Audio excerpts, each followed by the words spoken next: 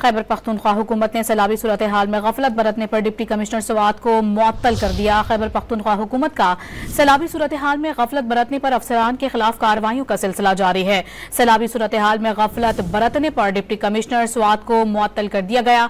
गुज़िश्ता रोज भी 2 assistant commissioners, 1 additional deputy commissioner और 1 rescue जिले इंचार्ज को मुअत्तल किया गया था।